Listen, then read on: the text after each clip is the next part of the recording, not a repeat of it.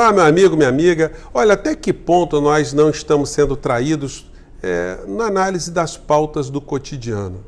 Até que ponto jornalistas, youtubers, pesquisadores, filósofos, escritores, as pessoas que vêm a público discutir temas do cotidiano, elas não estão sendo enganadas, não estão caindo em armadilhas? Será que as pautas produzidas pelo bizarro governo Bolsonaro, elas são feitas aleatoriamente ou elas têm um propósito? É difícil a gente adivinhar especificamente, até porque a cabeça do presidente Bolsonaro é muito fácil de identificar porque ele nunca foi estrategista de porcaria nenhuma, nunca escreveu nada, nunca formulou pensamento nenhum, não demonstra ter lido absolutamente nada sobre estratégia de lugar nenhum. Foi um militar medíocre, um político medíocre e está sendo um presidente abaixo do medíocre. A impressão que a gente tem é que ele escolheu as pessoas mais recalcadas, mais desimportantes em cada uma das áreas para se empoderarem no governo comandado por ele. Então essas pessoas têm um comportamento absolutamente destrutivo e um pensamento odioso em relação às áreas para as quais elas teriam que criar alguma coisa. Todas elas estão muito mais para destruir, para desconstruir, do que para edificarem alguma coisa positiva em seu lugar. E o presidente não enxerga a sua pequenez mental, a sua pequenez política no plano nacional e o seu nanismo diante da política internacional, da geopolítica. O presidente Trump, com essa coisa de taxar o aço e o alumínio brasileiro, sequer teve a cortesia de ligar para o presidente brasileiro para comentar sobre o assunto. Sequer alguma autoridade brasileira estava sabendo desse aumento que deu um soco no queixo do empresariado brasileiro que lida com essa área estratégica também. Isso demonstra como o governo Bolsonaro e a própria figura de Bolsonaro são absolutamente menosprezados pelo interesse do grande capital, o interesse dos Estados Unidos. E o presidente não se enxergando, aquela pessoa totalmente sem noção, questionada sobre o assunto, falou, não, eu vou falar com o Guedes e qualquer coisa eu ligo para o Trump, olha só a intimidade, porque eu tenho canal livre com ele. Olha, gente, sequer ele conseguiu falar com o Trump, deve ter tido ali alguns interlocutores para tentar fazer essa ponte, mas Trump não vai falar com o cara com a estatura e com a respeitabilidade, entre aspas, que Bolsonaro tem no plano nacional e plano internacional. Então, cercado por recalcados, pessoas que têm ódio, e, de um outro lado, cercado por oportunistas, entreguistas e pessoas que sabem que estão fazendo a serviço do grande capital e do grande interesse multinacional sobre o Brasil, a gente fica numa situação complicada.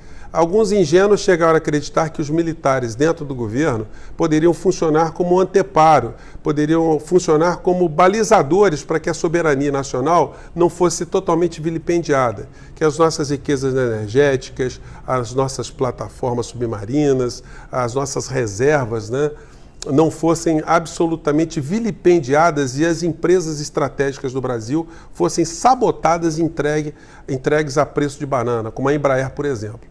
Até a Casa da Moeda o governo Bolsonaro quer entregar.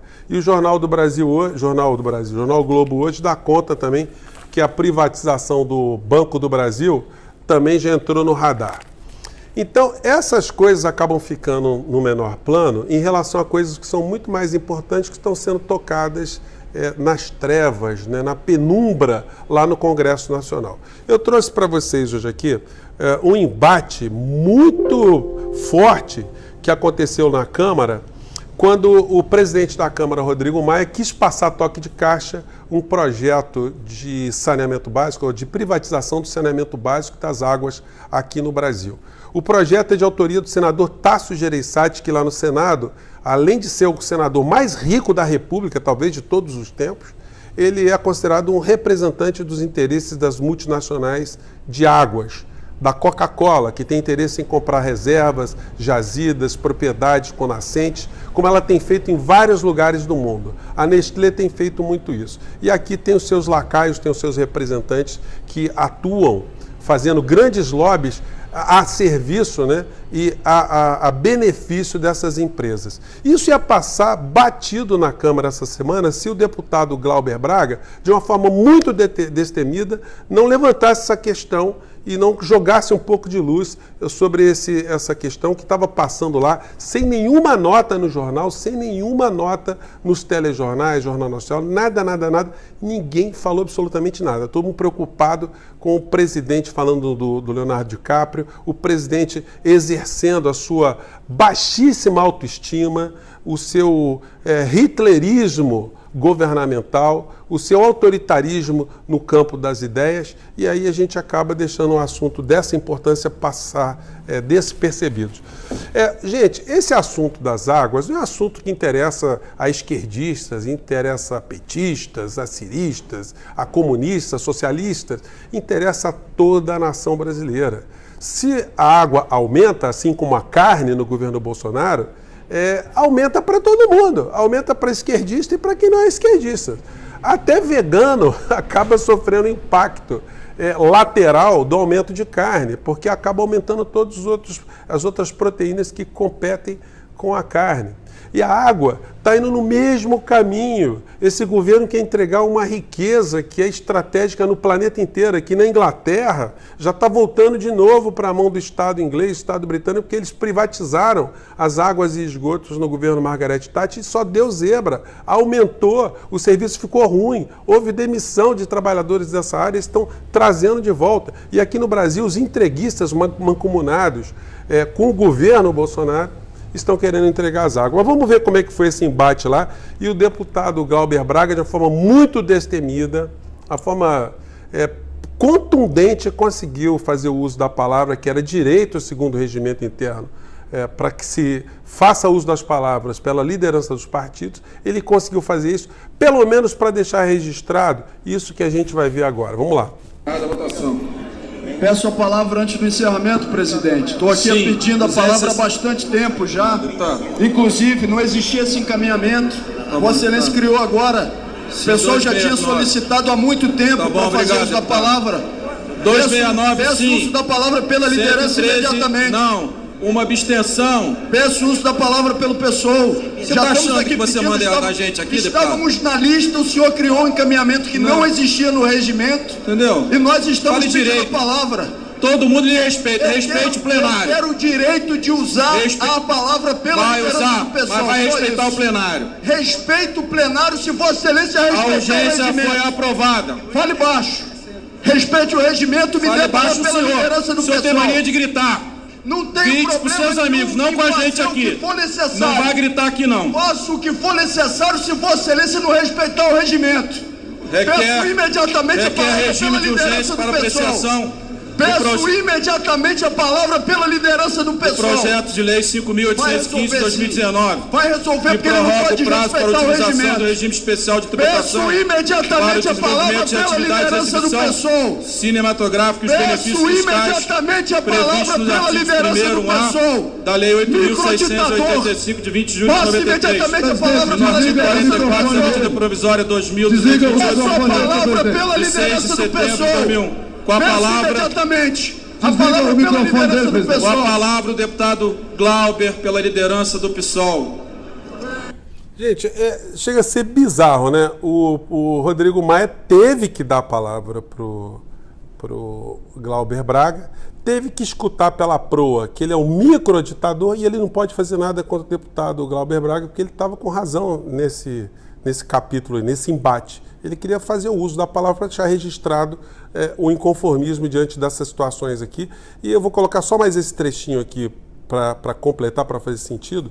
E vou colocar todo o vídeo desse embate para vocês na descrição logo embaixo. Se você quiser ver tudo, é só clicar que vai estar disponibilizado para você. Mas vamos ver aqui falas muito importantes sobre saneamento que o deputado denunciou aqui. Vamos lá.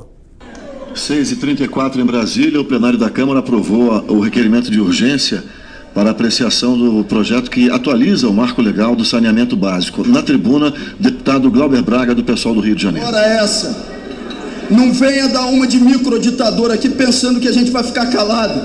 Criou aqui um encaminhamento que não existia para colocar a defesa prioritariamente para aqueles parlamentares que tinham uma posição a favor da privatização do saneamento e tirou da discussão, enquanto havia o encaminhamento dos parlamentares que eram de oposição. toda vez que Vossa Excelência se comportar como um microditador, vai ter uma posição enfática da bancada do PSOL. E não me peça para falar baixo, porque quem tem que respeitar o regimento é o senhor. E continuo dizendo que achei muita graça no que foi aqui apresentado pelo relator e pelo presidente da comissão especial, dizendo que o relator tinha muita experiência porque fez o saneamento de 100% do município em que foi prefeito. É verdade, se elegeu da primeira vez com 20% dos votos e da segunda vez com mais de 70% dos votos. Com certeza foi aprovado pela população do seu município. E sabe quanto do saneamento lá, senhoras e senhores, foi feito por empresas privadas? Quanto ele privatizou? Nada, zero. Sabe por quê? Porque se tivesse privatizado o saneamento, simplesmente não teria sido reeleito prefeito. Eu sou de um município onde a água foi privatizada. Era uma empresa estatal, uma autarquia municipal, chamada AMAI. E aí foi entregue, então, para uma multinacional norte-americana chamada Airtec. Qual foi o resultado dessa história? O preço da conta de água foi lá para as alturas, as pessoas não tiveram condições de pagar, a empresa então disse que tinha um desequilíbrio econômico-financeiro e ficou sem fazer os investimentos por anos a fio numa demanda judicial e com o preço da conta de água lá para cima.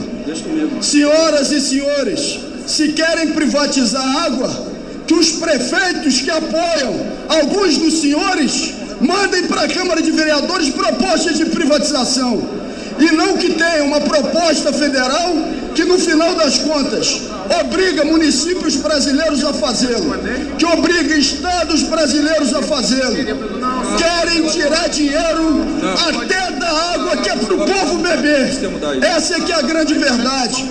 A bancada do PSOL não vai ficar calada com isso. Gente, então,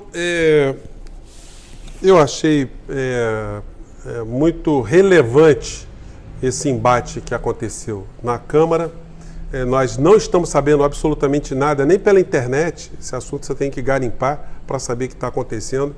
Mas esse encaminhamento de entrega de um bem fundamental do povo brasileiro de uma maneira geral e de um bem que é uma riqueza estratégica em todos os países do mundo. Mais um capítulo do entreguismo que o governo Bolsonaro está comandando de uma maneira geral. Gente, eu fico por aqui. Mande suas críticas, sugestões. Obrigado por vocês estarem fazendo o nosso canal, nosso portal crescer tanto. E esse é o propósito, a gente juntar cada vez mais pessoas com reflexão, pessoas que tenham noção do que está acontecendo no Brasil, porque vai chegar uma hora da gente se manifestar, vai chegar uma hora da gente se articular, a gente se unir e a gente fazer alguma coisa para resistir a esse processo de entrega do nosso país e do futuro da nossa pátria. Gente, eu fico por aqui.